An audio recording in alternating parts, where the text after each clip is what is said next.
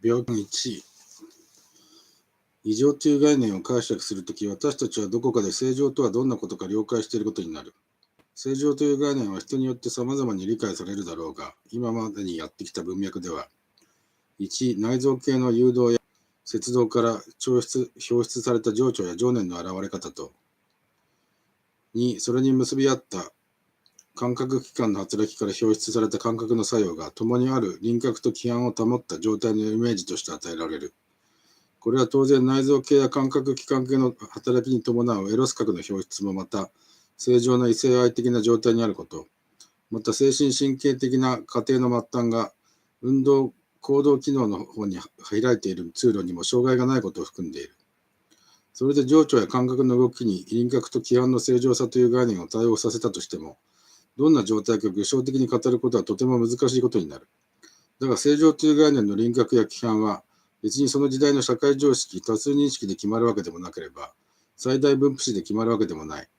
どう決まるかは問わないとすれば、人体の変性の固有部分が、輪郭と規範の極大と極小の差異を向上にしていて、この差異が正常さという概念の本質に合致しているとみなすことができる。この正常という概念はもっと違う言い方もできる。感覚器官の働きが現実から退こうとはせず、内臓系の心の働きが表出を妨げられる過重な負担も受けない状態だというように、今度はこの正常の規定からまた逆に精神の異常やその異常とは違った異常としての病気を規定することができるに違いない。異常とは感覚器官が現実の一部に圧倒されて働きかけることをやめ、現実に欲求するままに無意識の中の衝動を抑圧させた状態のことで、病気とは感覚器官が現実に圧倒されることは異常と同じだとしても、現実に働きかけようとせずに、内臓系の心の働きの内部分野に新しく架空の現実を作り上げ、それを心の働きで把握しようとしたり、幻覚的に感受しようとしたり、関係づけしようとしたりすることを意味している。この場合、新しく作られた架空の現実は元の現実の名残、記憶痕跡、表彰などから素材を取って作られるもので、また次々に新しく変化し、自分を更新していく。それを把握しようとして感覚器官の働きも架空の視覚である幻覚を次々に作り出すこともあるし、架空の意味付けにあたる妄想にのめり込んでいったりすることもあり得る。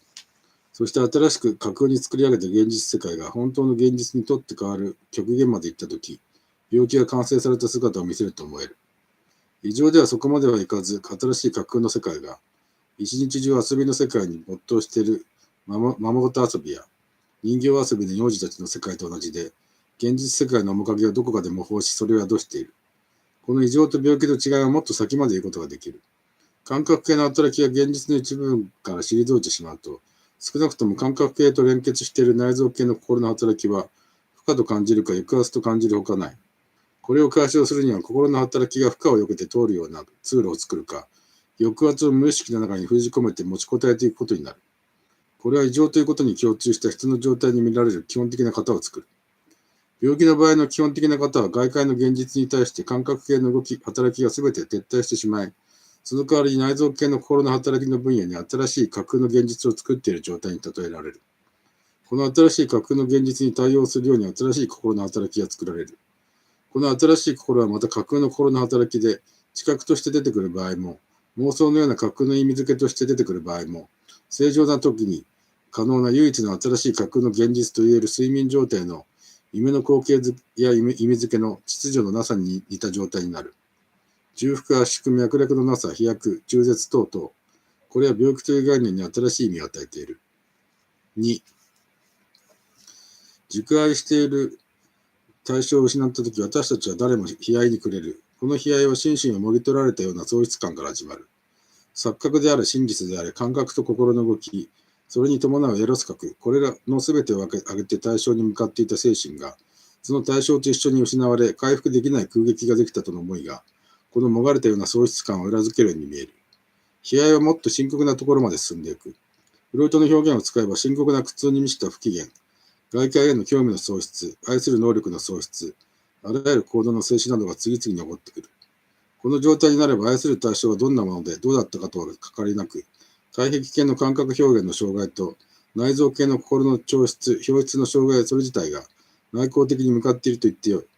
これは異常と言える寄進的な状態だが、この悲哀の状態を異常と呼ばないことがあるとすれば、時が経てば次第になだらかに回復して、悲哀が薄れるに違いないと信じられているからだというに過ぎない。この悲哀はメランコリー、鬱と呼ばれている。悲哀とメランコリーの違いはフロイトによれば、自責や自重の形をとる自我感情の低下があるかないかだとされる。フロイトの言うこの自我感情の低下は、私たちの文脈に沿って言えば2つ考えられる。一つは正常な状態での感覚の働きと内臓系の心の働きが共に衰え、平常な輪郭と規範の状態に比べて衰弱し萎縮してしまった状態を指している。もう一つは感覚系の働きが衰弱したため、内臓系の心の働きは、直に愛する対象の不在という現実を付加され、現実を架空の心の状態に対応する幻想の現実に作り変えて取り込むため、その幻想の現実分に席を譲っただけ、心の表出は低下した状態になることだ。このどちらの場合を考えても重要なのはただ一つだと思える。悲哀を異常だとして、この異常は愛する対象を失ったときにその対象が何で、それを失ったために自分が失ったものは何かを知っているかいないかということだ。悲哀はそれを知っているが、メランコリーで失われた対象は何かを知っているが、それによって自分が何を失ったのかは意識の中には入ってこない。これは病気と言えるものだ。このことがなぜ重要かといえば、悲哀とメランコリーの境界で抜き差しならない矛盾に出会うからだ。一人の幼い女児がたまたま妹や子供のように擬人化して愛玩していた人形を持って道路を横切っているとき、トラックを避けようとして人形を取り落とす。人形は車輪に引かれて潰されてしまう。愛する妹や子供を溺死させたのと同じことで、幼女は悲哀の状態に陥る。あれは人形だからまた買ってあげるからと母親や姉たちが説得しても幼女の悲哀は取り除けない。幼女の悲哀は異常と言うべきだが、その異常は人形を擬人化して生命ある妹や子供と等かざしと受け止め、悲哀に暮れているのだ。愛する対象は何であるか、この幼女にとっては愛する対象の喪失が悲哀の異常を生み出したのだ。この問題はもっと逆立ちして矛盾した例を見つけることもできる。それは悲哀の病気、つまりメランコリーの領域と言っていい。一人の愛犬家の未亡人がいた。彼女は愛する犬に磯の名をつけ、座敷内で飼って矯正していた。ある日、この犬が鍵のかかっていない留守中に外に飛び出して奉公しているうちに交通事故で死ぬ。女主人は悲嘆と喪失感から始まり、深刻な苦痛に満ちた不機嫌、外界への興味の喪失、愛する能力の喪失、あらゆる行動の静止を持続させ、そこから回復するとは思えぬ状態に陥ってしまった。またその状態の中であの時鍵をかけ忘れなかったら愛犬を死なせずに済んだという自責感から、架空の現実の意識を侵入させて、自我感情の低下をきたす。それはフロイトの言うメランコリーの状態、言い換えれば病気に等しかった。ところで不思議なことに女主人公は、以前に愛する夫の死に出会って悲哀を体験したこともあるのだが、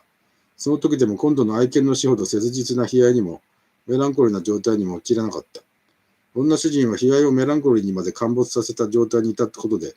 確かに病気と言ってよかった。しかし本当に病気だと言えるのは、愛犬の方が、つまり家畜の方が愛する夫、人間よりも、悲哀やメランコリーをより多く喚起できたという普遍性の中にあると言える。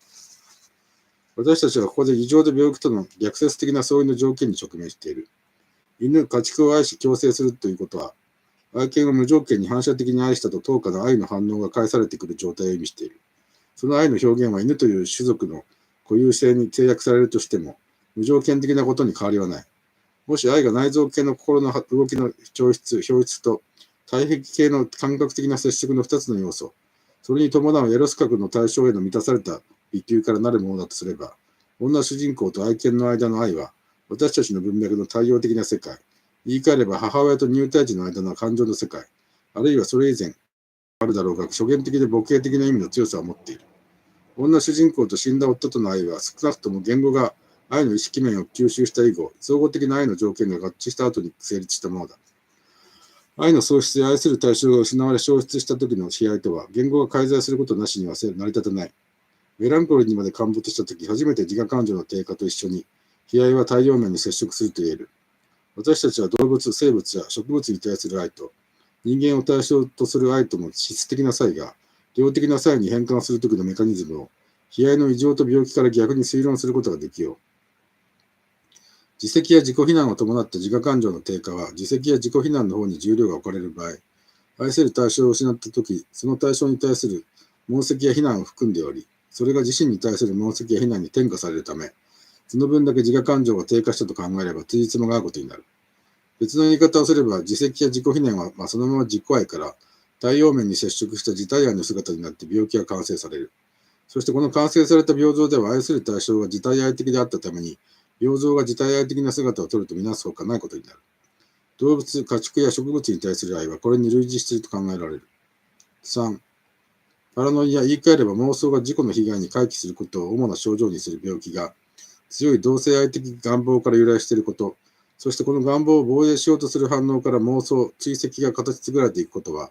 フロイトがシュレーバーの自伝的記述を分析しながら決定的に突き詰めたところだ。フロイトが考えたのは自体愛の過程と対象愛を選ぶ過程の中間に自己愛とも言うべき段階が長期にわたってあり、しかもその段階を過ぎても自己愛の痕跡が残っていくということだった。この自己愛の時期は自分の性器に愛が集中される。この段階の強い残留力に引き止められた者は自分と同じ性器を持った対象に固執するため同性愛を選ぶことになるとフロイトは考えた。彼はもう一つ特徴のあることを述べている。同性愛者が自分の感覚的な盗作に強い抵抗を持ち、その傾向を消化しようと、文化的価値の高い事柄に情熱的な力を傾けることが特に多いと指摘していることだ。こ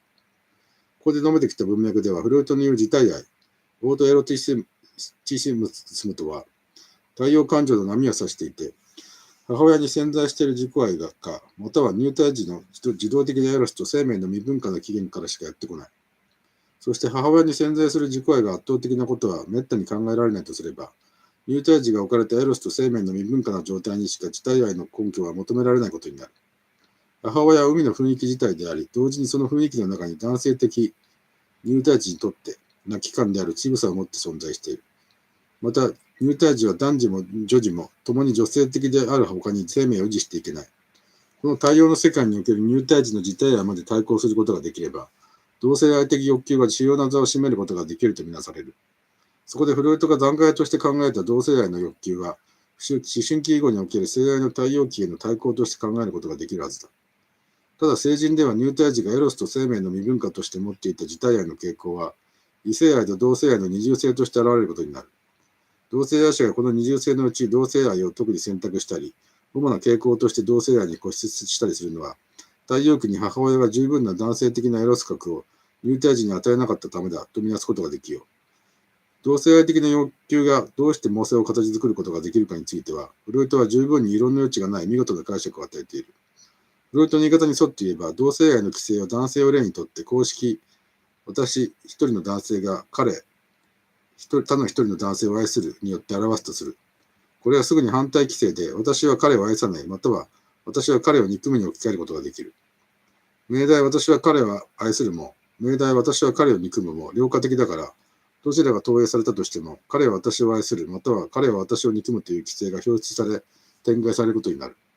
これは愛想によって彼が私を追跡して山の妄想を形作ることにつながっていく。たまたまこの私がタクシーに乗ることがあった。タクシーの運転手がハンドホンを取って自分の勤めるタクシー会社に、これから何々地名へ向かいますと連絡した。私は運転手が警察に私の所在を知らせたのだとの妄想を発展させ、私はどこにいても追跡され監視されていると思い込む。愛するも憎むも、いわば内臓系の心の表出に関わっているのだ。パラノイアを太陽感情への対抗としてみれば、愛するも憎むも自体愛そうであって、現実の対象を必要としない。この言い方に語弊があるとすれば、対象が母親、あるいは誰でもいいと考えても同じで許されることになる。そこで運転手であり、偶然の通行人であり、追跡、被害妄想の相手になるためには、たまたま彼の眼差しにとどまる、注意の的になるだけで十分なことは申すまでもない。また、追跡、被害妄想で私を追いかけ、害を加えようとしているのは、かつて私が愛した彼だということは言うまたない。数跡妄想から古代妄想への転機は、地続きのようなものだとみなされる。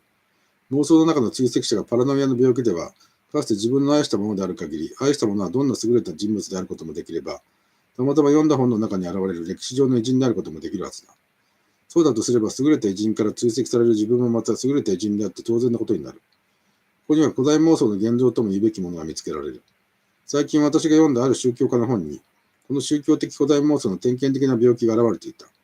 彼は表意の状態で次々に偉大な歴史上の人物に乗り移られ、その託戦を被っているうちに、逆に自分がそれらの歴史上の人物に乗り移り、それを支配し指導した時期があったと信じるようになる。歴史上の人物が時代を飛び越え、自分に乗り移ることができる限り、自分もまた時代を遡って歴史上の人物に乗り移ることができるはずだということになる。そこには典型的な宗教的パラノイアの例が示されていた。このような宗教的古代妄想が伝統性を持っているのはどうしてだろう。これこそが本当に重要な課題であるのかもしれない。これにはいくつかの理由を挙げることができそうに思える。一番大きな理由は古代妄想がその宗教者を自分が同一化した偉人や書物の記述のレベルにある切迫感や切実感を伴って引き上げているため、それだけの影響力を架空に付け加えられ、そのため疑似的な魅力があるのだ。またもう一つ全く対照的な理由も挙げられる。宗教的なパラノイアが自分を追跡する者は誰でも注意を注いだものであるさえすればいいとみなしているように、信者はまた宗教者の被害妄想を投射され、自分の方でもその宗教者の説くところにいつでも愛される規制を見つけ出すことができることになる。ただ待ち望んでいるものがある限り信者の可能性は開けているのだ。フルートは被害妄想について追跡妄想と全く同じ規制を考えている。私は彼を愛しているのではないが性的に置き換えられ、私は彼女を愛しているのだに転化され、次に追跡妄想と同じように、彼女が私を愛しているに逆転される。この逆転の契機は自動性、言い換えればいつも愛される、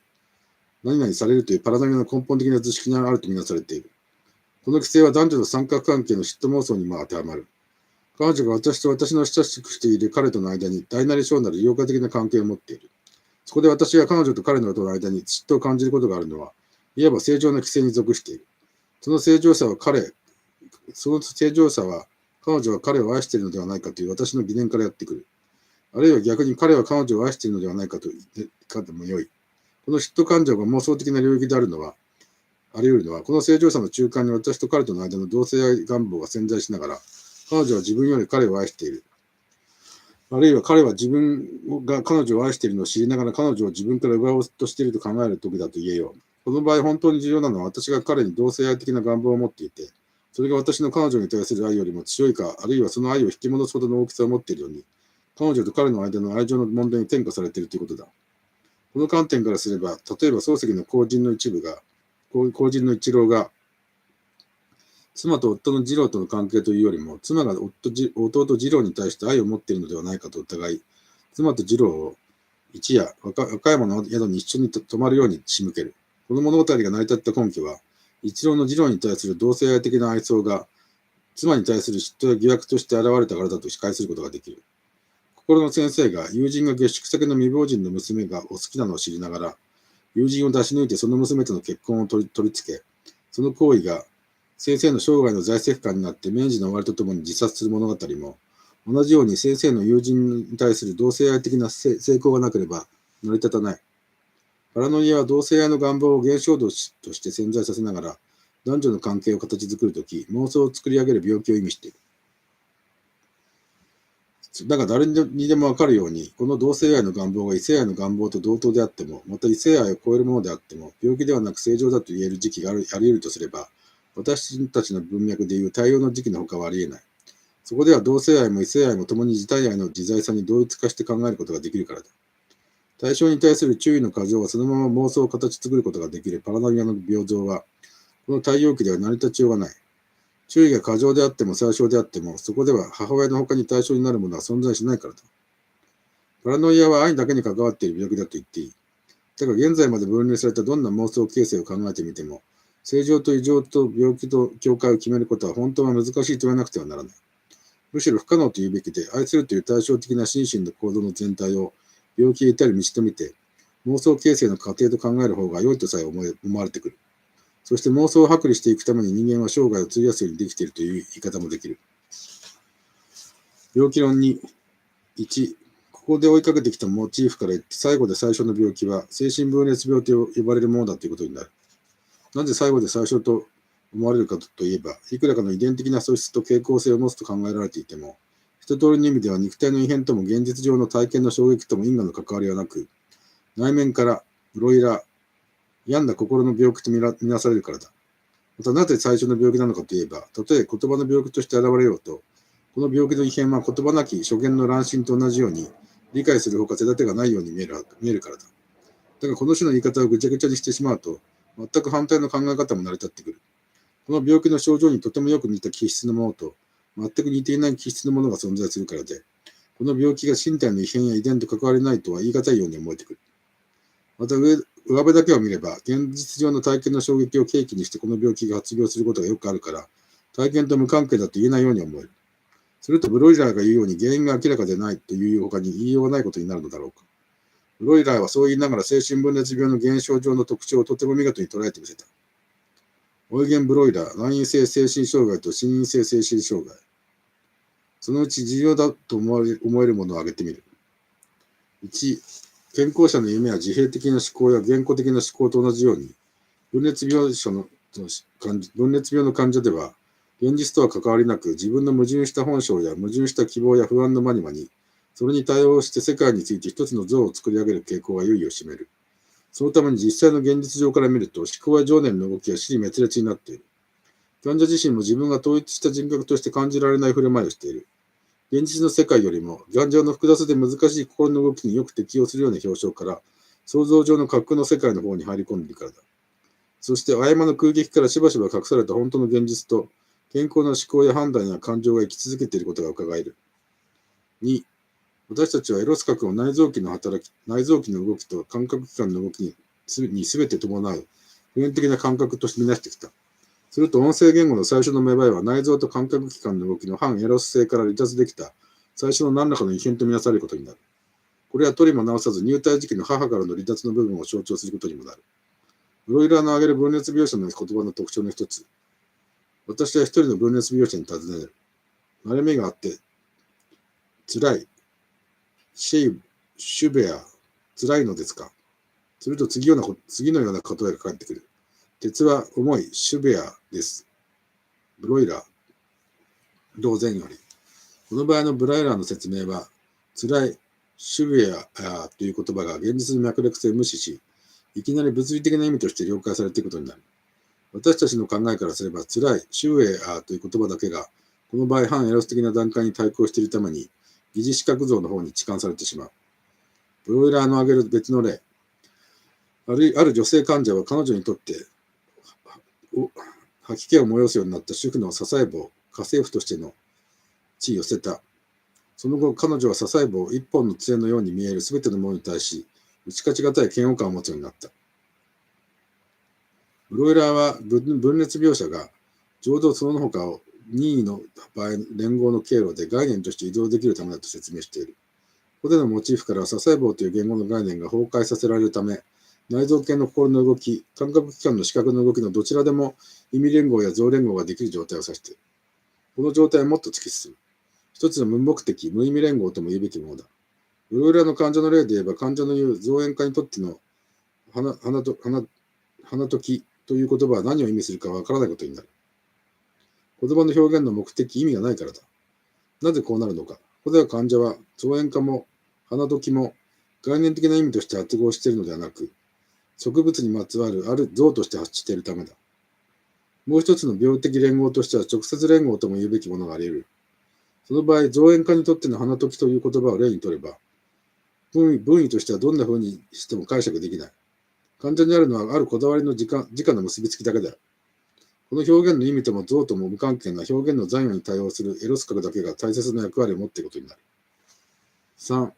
分裂描写の描像が文字の表現として現れるとき、言葉自体は患者の現在に属しており、初期の仕方は患者の入隊時期に属しているという比喩がいい。そのために単語や文の圧縮、重複、手に派の省略、増加など、ちょうど夢見と同じように現れるとしなければならない。意味の脈絡をたどることはとても難しいことになる。しかし、ブロイラーは長く辛抱強い接触によって、患者の表彰したいことが何かを知ることができたと述べている。文字表現の状態は構想察知や思考ダッシュに対する疎遠な冷たい関係と考える場合は、それほどの関心は引かない。耳と口で語られる音声言語が何者かによって奪われ、描写が自動的にその言葉を模倣しているだけの状態であるとき、この何者かは対応の段階の世界での母か、その時間帯になぞらえられる。同じように何者かの言葉が耳に囁かれ、またこうあるべきだ、こんな風にすべきだと聴覚に指示しているように聞こえるとき、この指示を囁いているのは対応的世界での母か、その置き換えだと言っていい。なぜ音声言語が囁きの幻聴や構想囲いであるかといえば、対応の段階では入隊時は言葉を持たず、母の発語は入隊時と自分にしか通じない言語のようなものであるか、または実際発している母親の言葉は独り言の意味しかなく、入隊時が受け取っているのは母親の言葉そのものとは関わりのない内コミュニケーションに他ならないからだ。この時の母親の言語が独り言であっても、言葉のように過ぎなくても、入胎児が聴覚を通じて受け取っているのは夢に似た像、それに伴って完備されたエロス核だと言ってよい。分裂病という病気は完備されたエロス核を受け取っている時には、言語の脈絡や意味を持たない夢に似た像状態にあり、言語の脈絡や意味を受け取ることができる時には、突然にエロス核を断たれた状態にある入胎児に似ているとみなせばよいことになる。よく知られているように、フロイトはこの状態を自分の外にある対象に対する性的エネルギー、リビロの配給を撤収してしまった状態と考え、中間状態のパラノイアに対してパラフレニー、分裂症と名付けた。対象に向けられるべき性的エネルギー、リビドーがどうなるかについては、自我に向け返されてナルチシズムの状態を出現するとみなした。これはパラノイアにもパラフレニーにも現れる欲動エネルギーの過剰な自己拡充、言い換えれば個体妄想の根源とみなされるものだ。しかしながら私たちの考察の経路から分裂病の場合の自己への性的エネルギー、リビドーの自己配給とそれに伴う自己古代化には条件がいることになる。一つはこのリビドーの自己古代化の像が対応的な世界の母の像に同一化する場合として起こることだ。もう一つは自己古代に伴って自我の残りの部分はどこまでも入体児の像に近づくことである。これは欲動のエネルギーを識別し受け取ることができても自分からは発することができない状態に似ている。そしてリビドーは低下して貧弱になり、人とに向かうことができない。分裂病の父親は自分のことを子供の母親だということがある。これは例えば、彼にとって自分が現在求めている子供に対する愛護的な介護のシンボルを意味しているのであり、これは通常は父親とよりも母親とより強度に結びつけられているためである。この病的な象徴的概念移動とともに、彼が母親、彼の妻と子供の教育について悲劇的な争いを起こしたという苦しい表彰をうまく言い逃れることができる。もし彼が母親であれば、彼は母親としての権利を無制限に用いることができ、また彼の思考内では、彼を不安がらせている本当の母親の権利は消滅させることができる。ブロイラー同然。これはブロイラーが挙げている分裂病の患者の一例と、それについてのブロイラーの理解を示している。この父親は分裂病でなかったら自分は母親だということはないに相違ない。逆に自分は母親だということがなかったら、この父親は分裂病にならなかったというべきかもしれない。母親と子供の全くの親愛の結びつきは対応的な段階の母と入胎児の結びつきしかないとすれば、父親の分裂病はその段階に向かって対抗することで、愛護的な介護をシンボル化することになる。父親と母親との子供の教育についての悲劇的な争いの原因を尋ねていけば、対応的な段階での母親の入胎児への愛情の姿と形の他には行き着く先はないから、父親と母親との悲劇的な争いはそこに起因しているということができよう。3. このようにして分裂病の症状は母不在の入胎児の状態に似た病気の形式の多様さを物語っていることがわかる。そして極端に言えば、その形式は2つに分かれると言えよう。一つは患者が自分を母と同一化するために、自我が自分以外の性的な対象に向けるすべての欲動エネルギーを自分自身に向け、完備したナルチシズムを作り上げることだ。もう一つは圧倒的な母のナルチシズムから追い詰められて、エロスの欲動を母から受給されるほかなくなった入胎児の状態に自我を追い込むことだ。どちらの場合でも睡眠中に性的な欲動の関心も快感への関心も対抗してしまう状態、レム睡眠のように夢に満たされた入胎児の状態に対抗する状態になぞらえることができる。もしナルチシズム的な性の欲動の状態を自体愛的、オートエロティッシュと呼べるならば、この状態はただ一つ言語の発生期の条件を備えた時期に当たると言っていい。対象へ向かうべき性の欲動が自己に向けられることで、過剰にエロス核が身体に蓄えられ、内臓器の動きに伴ってそのエロス核が噴出する契機が生まれてくるからだ。内臓器の動きが心の動きとして表出されるように、それに伴う自体愛的なエロス核の噴出は、言葉の発生期の状態を自己表出として用意することになると考えられる。もし母と入胎児との対応的な波な世界に、入胎児または母の自体愛を招き入れるエロス核の契機がなかったら、言語の自己表出としての発生はありえなかっただろう。分裂病は実に微妙にこの一瞬の空撃状態に関与している。なぜなら分裂病の症状はナルチシズム的な自体愛を再び自己以外の対象外へと導くための経路を全て切断している状態を意味しているからだ。この状態は抑圧され無意識の領域に押し込められて存在しているわけではない。ちょうど意識の白明の中に言語が芽生え始める状態だから、言語の発生イコール意識の芽生えとみなしても大化ない。対応の無意識と意識の生まれ始める境界のあたりに、この状態をエッチしている。両者がこの状態に関わるものとして何がどうなっていると言えばよいのか。両者のナルチシズム的になって過剰に自己蓄積された性の欲動が、再び外の対象に向かって流れ出すことができれば、病気は回復することができるに違いない。それでは再び対象に向かって流れ出すのを妨げているのは何か。これは最後で最初に変換する塔に当たっている。つまりもう一度精神分裂病とは何かを問うことに帰っていく。私はここで一つの過程を設けなければならない。分裂描写が再び生き生きとした現実世界との接触を回復することを妨げられ、また性の欲動エネルギーを自己の外にある他者、異性に向けて高めていくことを妨げられているのは、言語の因果、言語そのものではない。自我が持つに至る放我の状態にあるからだという過程だ。また対象としての他者、異性もまた他者そのものの心身ではなくて、その心身の言語的な因果に過ぎぬため、性の欲動は自分のエネルギーを持ちかけようとしても、反発力を受けてしまうとみなされる。この描写の状態は母が不在になった太陽の破面が、すべてホモニジアスな同性愛的というよりも近親性的な性に覆われた世界にポツンと孤立した入胎児の状態になぞらえることができる。4. 描写にとっては、性の欲動を受け止め完了させてくれる対象としての他者、異性はどこからやってくるかと問うことは、入胎児にとって母が不在なために、ホモジンチアな性に満たされ、取り囲まれてしまった太陽面に、ポツンと孤立した状態で、母をどの世界から呼び求めればいいのかと問うのと同じことを意味している。これはほとんど絶望に近いほど困難なことのように思える。たくさんの描写は反復される宿命として言えば、強く生活力があり、描写の生存と生活を丸ごと引き受けてくれる母親を実際に持っている例が多い。描写が本当に求めているものに対して、母親が疑似的にそれに対応している姿とみなすべきなのか、分裂描写が宿命的にそんな疑似母親の像を産出してしまうのだと見るべきか、私たちは決定することができない。ただ言えることは、この母と描写であるこの像は、病気の治癒の方が、治癒への方がとは似ても似つかぬものだということだ。むしろ治癒から遠ざかる姿と言うべきかもしれない。分裂病を実際の母親とその子である描写を出産の前後の時期の母親と入胎時の時の子としての描写にまで連れて行くことができなければ、原則的には治癒不可能だと言っていいことになると思える。連れて行くのは精神の医者である介護者だ。だが対抗ではなくて、そこをしてついてきてくれる母親と子供は存在するかどうかわからない。私たちは言語の因果とも言うべき芽生えが描写の対象に対する欲動の流れを妨げ、またそれがあるため対象をまた言語の因果としてしか捉えられないと仮定してきた。この言語の因果の特徴はまず言語そのもののように意味を作らない。次にそこから由来するとも言えるし、逆にこちらの方が源泉だとも言えるが、像の多様さとか重複、違ったディメンションにある像を統一概念のように見なすといった特徴を持っている。そしてこのような言語の因果の特徴は、聴覚に連動した像の特徴として捉えることができる。この言語の因果の状態には文法とも言うべき規範は存在しない。ただ普通に言われる分裂描写の症状として現れている。そのいくつかを拾い上げれば、1、良化性。内臓系の心の表出とも言うべき情動の中で、愛と憎しみが同時に双極的に両立して表出される。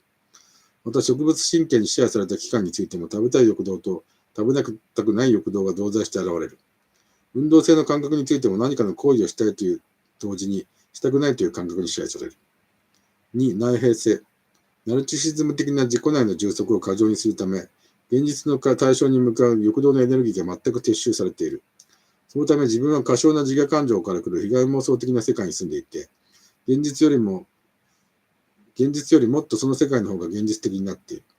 逆に実際の現実の世界にいる人間は人形のようにぎこちない仮想物として見える。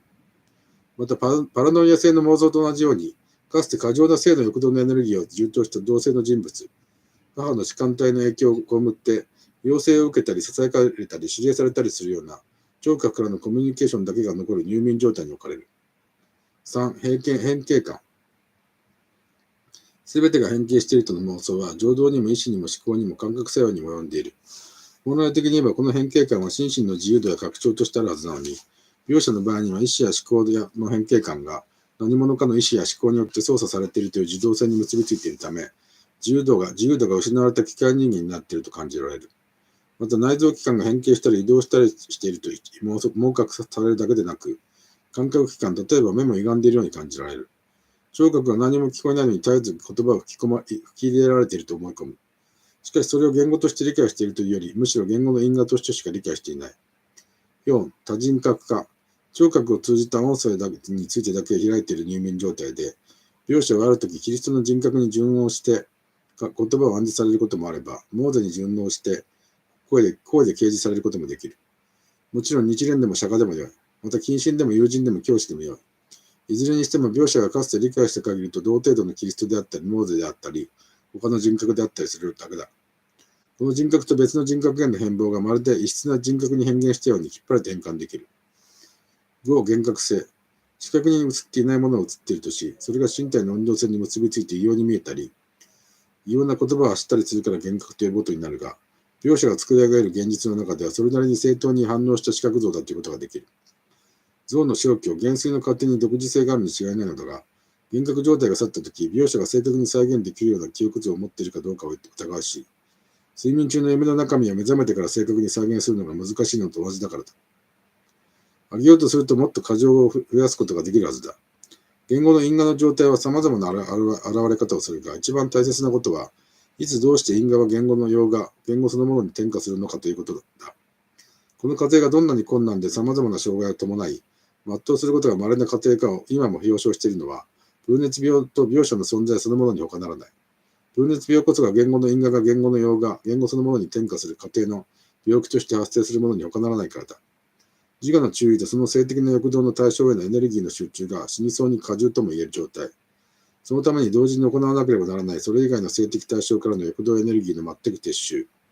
太陽面の波から兆したこの強烈な選択の過程のどこかで失敗があれば、言語の因果は用語に転化することはできないと思える。この強烈な選択の過程で失敗した太陽の世界は、ホモジニアスな性の欲動、母の不在に取り囲まれた異質の異様な部分世界を作るほかない。情熱病の証拠はその多面的な現れを象徴している。私たち人類がこの強烈な選択の過程を得て言語に到達すると、心的な現象からはこういうことができよう。